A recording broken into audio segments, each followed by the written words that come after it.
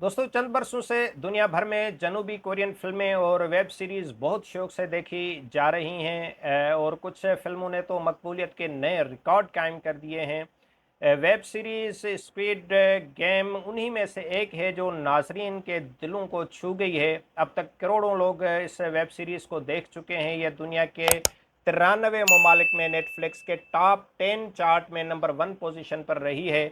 और इस वक्त हिंदी डबिंग में पाकिस्तान और इंडिया में भी मकबूलियत के रिकॉर्ड्स बना रही है। 27 जून 2025 को स्क्विड गेम का प्रीमियर हुआ है और यहाँ हम इस वेब सीरीज़ के तीसरे और आखिरी सीज़न पर बात करेंगे। इस वेब सीरीज़ की जो कहानी और मरकज़ी ख़्याल है ह्वांग डोंग हाउक का है, जो इसके हिदायतकार भी हैं। ख़्याल नया नहीं है, लेकिन इसको नए अंदाज में पेश करने की कोशिश की गई है। ह्वांग डोंग हाउक एक दहाई पहले इसका ख़्याल आया तो उन्होंने जनूबी कोरिया के मुख्तलिफ़ प्रोडक्शन हाउसेस को ये कहानी सुनाई, मगर किसी ने उसे इस लायक न समझा कि उसको इस कहानी पर फ़िल्म बनाई जाए।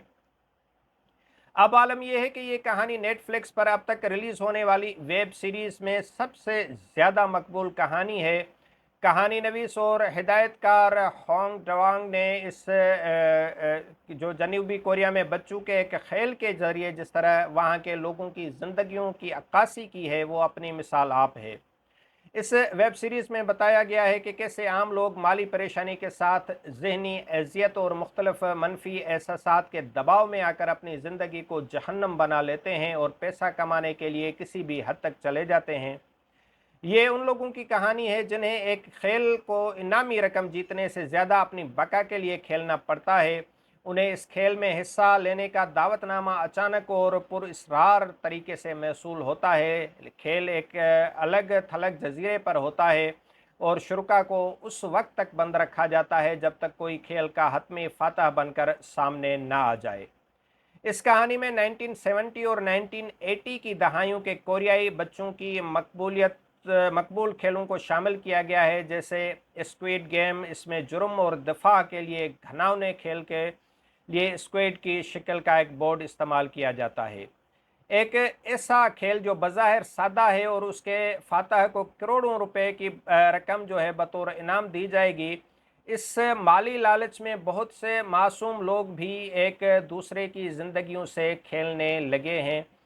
अ, इस फिल्म के जो हिदायतकार हैं ह्वांग डोंग हाउक ने पहले दो सीज़न में तो नाजरीन पर अपनी सलाहियतों और फ़नी महारत का ऐसा जादू जगाया कि सब देखते रह गए।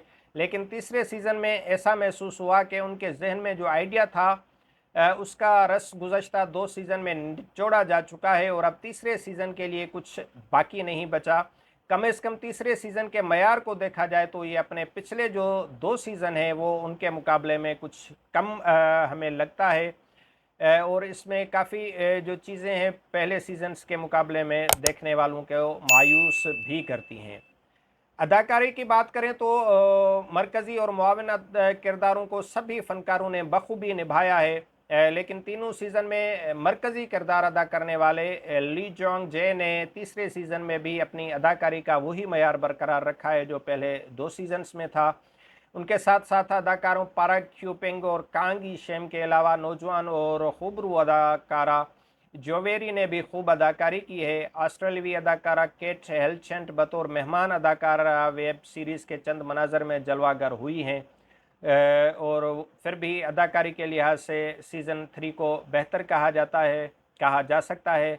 अलबत्ता ये नाकाम कहानी और नाकाम हिदायतकारी का एक नमूना है।